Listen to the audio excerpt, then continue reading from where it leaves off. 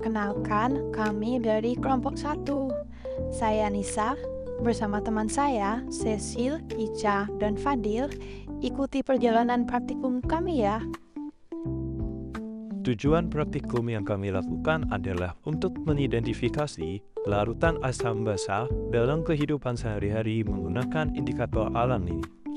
Gimana sih cara kita tahu larutan atau zat dalam kehidupan sehari-hari termasuk sifat yang asam atau basa? Hal yang harus dilakukan saat praktikum, pertama, jangan lupa menyiapkan alat perlindungan diri seperti masker, sarung tangan latex, dan jas lab. Kedua, menyiapkan alat dan bahan yang dibutuhkan ketika melakukan praktikum. Selanjutnya, mempersiapkan indikator alami, ekstrak bunga telang dan bunga rosella. Caranya sama. Pertama cuci bunga, 2 tuangkan air panas, tunggu selama 5 menit baru kita saring sebagai ekstraknya. Ayo kita praktikum. Pertama, menyiapkan plat tetes kering. Kedua, mengambil 1 tetes larutan A sampai L dengan pipet, kemudian teteskan pada masing-masing lubang plat tetes. Sampel yang kami gunakan berturut-turut: air hujan, obat mah, air keras, aquades, larutan NaOH, air sabun, air lauk, air jeruk nipis, air soda, air kapur, larutan HCl, dan cuka dapur. Selanjutnya, mengambil 1 tetes larutan bunga telang dengan pipet, kemudian teteskan pada masing-masing lubang plat tetes. Hasil perubahan yang terjadi bisa kita masukkan ke dalam hasil pengamatan. Berdasarkan hasil pengamatan yang kami lakukan, terjadi perubahan warna dari sampel A sampai sampel L. Pada tabel, diperlihatkan keadaan sebelum dan sesudah diteteskan ekstrak bunga telang sebagai indikator alami. Hasil pengamatan ini akan digunakan untuk mengidentifikasi suatu zat atau larutan bersifat asam atau basa. Mari kita lanjutkan ke analisis pembahasan yang telah kami diskusikan bersama. Check it out. Analisis hasil pengamatan. Berdasarkan teori, bunga telang adalah indikator alami asam basa yang dapat berubah warna ketika berada dalam larutan dengan pH yang berbeda.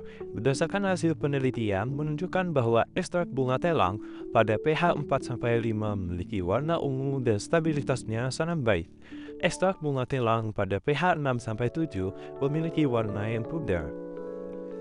Warna antosianin bunga telang pada berbagai pH ialah sebagai berikut. Berdasarkan teori tersebut, maka dilihat dari perubahan warna sampel A sampai sampel L, air hujan bersifat asam, obat mah bersifat basa, air keran bersifat netral, aquades bersifat netral, larutan NaOH bersifat basa, air sabun bersifat basa, air laut bersifat basa, air jeruk nipis bersifat asam, air soda bersifat asam, air kapur bersifat basa, larutan HCl bersifat asam, dan yang terakhir cuka bersifat asam.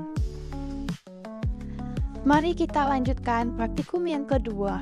Pertama, menyiapkan plat tetes kering. Kedua, mengambil 1 tetes larutan A sampai L dengan pipet, kemudian teteskan pada masing-masing lubang plat tetes yang telah disediakan.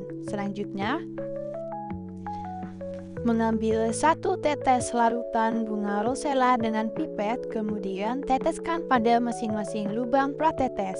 Selanjutnya, hasil perubahan bisa kita amati dan bisa kita masukkan ke dalam tabel hasil pengamatan. Selanjutnya, Berdasarkan hasil pengamatan yang kami lakukan, terjadi perubahan warna dari sampel A sampai sampel L. Pada tabel, diperlihatkan keadaan sebelum dan sesudah diteteskan ekstrak bunga rosella sebagai indikator alami. analisis hasil pengamatan. Indikator alami dari bunga rosella akan menunjukkan perubahan warna yang khas tergantung pada pH larutan yang diuji. Berikut adalah traek warna bunga rosella berdasarkan pH.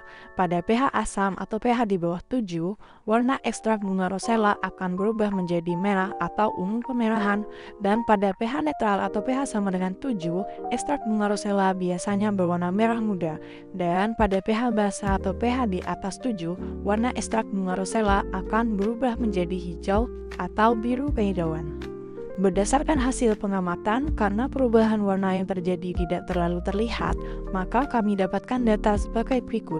Air hujan bersifat asam sampai netral, obat mah bersifat netral sampai basa, air keran bersifat asam sampai netral, aquades bersifat netral, larutan NaOH bersifat netral sampai basa, air sabun bersifat netral sampai basa, air laut bersifat netral, air jeruk nipis bersifat asam sampai netral, air soda bersifat asam, air kapur bersifat basa, larutan HCl bersifat asam, dan larutan juga bersifat asam.